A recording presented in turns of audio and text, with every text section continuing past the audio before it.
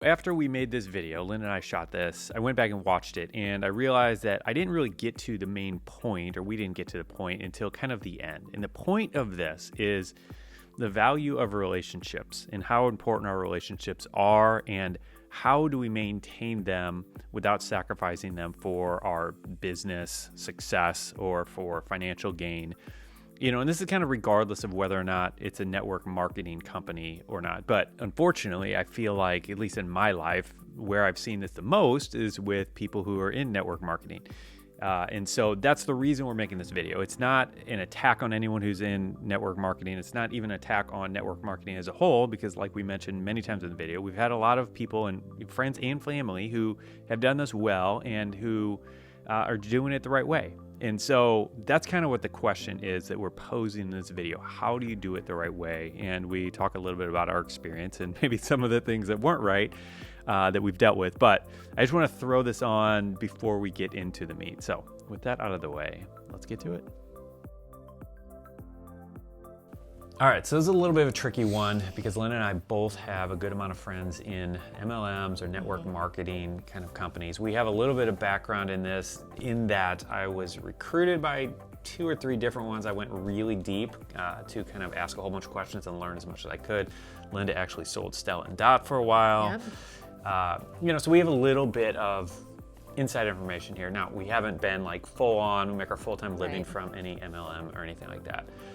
But we have both had relationships really harmed by people not using a lot of tact in a particular MLM, So for me, the big one that I think hurt the most was a friend years and years ago who, we were really good friends for a while and we spent a lot of time together, and life got busy and we were kind of in a new phase of life, and he reached out one day just out of the blue, said, "Bob, we haven't seen each other in so long, let's get together, I'd just love to chat."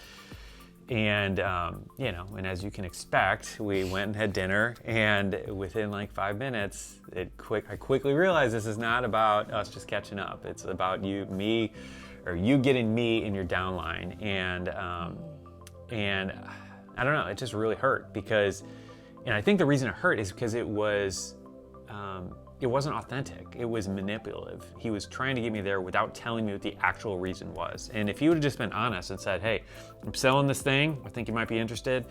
Now, the chances of me saying yes might have been less. I might have said, "No, I'm not really interested in, going to have a meeting about that." But I should have that right. I should have that right to honestly know what this conversation is about and to make the decision whether I want to have that conversation, instead of manipulating me into thinking that we're just hanging out as friends. Yeah. I have a friend now who, one of her friends started talking to her about Arbonne, and she said to her, "Please don't ever talk to me about this again because I really want us to stay friends," which I just thought was so funny. Turns out she became really passionate about Arbonne and is now selling it. And to me, she's doing a fantastic job of it being part of her lifestyle, something that she's really excited about. And she's doing really well with it. She's crushing it. Yeah, she's doing really well with it. But I have never felt like I am supporting her life, and if I don't buy from her, then she's not going to make any money. She's never made me feel like I have to buy anything. She is open to talking about it, but she almost rarely even brings it up unless the conversation calls for it. Yeah, I mean, what you're saying, it's making me think about, this instance that I was referring to. Like, I remember leaving that dinner feeling as if he was saying, "You're dead to me if you don't do this." Like my circle of friends is in this group, and if you're not in it with it, then you're on the outside and we're done.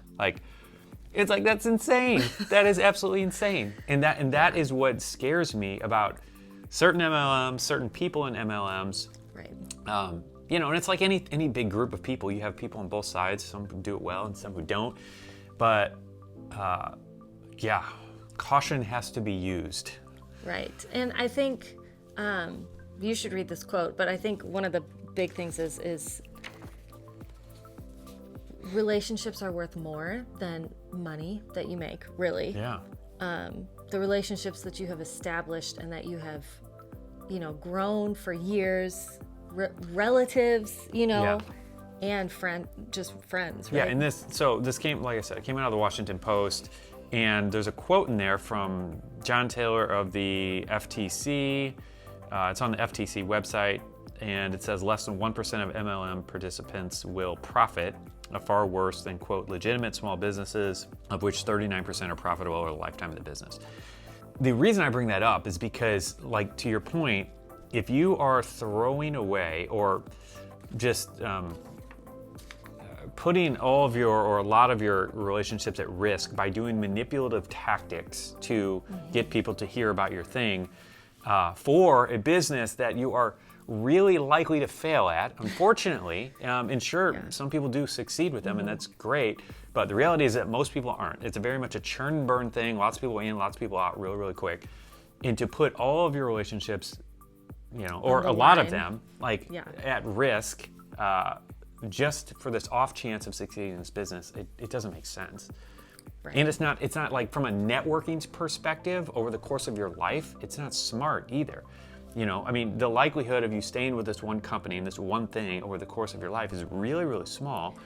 And to cost yourself some key relationships that might otherwise do business with you in other businesses over the course of your life, it's just bad business. It just doesn't make sense. It's not a good move. I think people want to feel valued, and I feel like some of the techniques that are maybe taught, I don't know why. It seems extremely common to be taught in MLMs, but it does seem like they teach you go after your family and friends first, which I don't even have a problem with if someone starts selling something to know about it. I understand that logic. Yeah. It's like start with the friends and family and then have them refer you to other people, and it like builds out a network, and that makes sense. I understand that logic, but the problem is that so many people, and a lot of people who, because this is like human nature, people start stuff and they stop things. It's like, doesn't matter what it is. Most people will not complete and finish what they're doing. So many people get an MLM, all they do is call their initial circle, and then that's it. They never go past that. And what's terrible is that those people would get in, sacrifice these relationships, destroy these relationships. You know, the friend I'm referring to hasn't been doing this for years. I think he only did it for a little bit and really hurt our relationship. And that's the bummer, is that so many people are getting in, trying to make a sale just to their immediate circle, harming relationships, and then not even making any money. And it's like, what's the point? What is the point, you know? I think actually probably your chances are a lot greater if you are looking to meet a need rather than force things on people who aren't really interested anyway. Yeah, I mean, that's business 101. Right. Like, find a problem and provide a solution. Like, that's it, you know? So, completely agree. All right. I'm getting really passionate about this. Yeah, so, but just to reiterate, like, I'm not at all saying that MLMs are bad. You know, we have seen people do this well. And like, you know, the friend you mentioned, we have other friends who have done this well. I think there's a lot of bloggers actually doing this right now pretty successfully. Yeah, and and by successfully, I'm assuming you're talking about real success, not just making a whole bunch of money, but maintaining relationships, developing relationships, you know, and ideally succeeding with your business as well, right? Yeah. Yeah. So one of the things I wanted to add on this is that, so I just want to kind of open this up for discussion with you. If you've ever been in one, if you are in one, if you've been approached by anybody, probably this is a whole bunch of us here. I want to know what you think. How do you do this the right way? You know, so we've kind of like, you know, harped on what's hurt us, and I think a lot of us have stories of being hurt by people, you know, selling stuff. But how do you do it the right way? And I, you know, we have a friend who's doing that, and you know, it might be good to talk to her about this too. But what have you seen, or what are you doing if you're in an MLM or have been, to do it the right way and not compromise those relationships, and to stay honest and pure with your intentions and all that stuff? So leave us comments down in the comments section down below. If you're listening to this on the podcast, you can head over to the video and leave comments there, because I'd love to hear from you and make this a little bit of a discussion that will hopefully help all of us. Yeah. And if you know somebody in MLM who's doing this the wrong way, maybe there'll be some value in those comments for them to be able to take from it, and they can save some relationships. So anyway, that is all for today. Have a great rest of your day. Be blessed, be a blessing, and we will see you soon.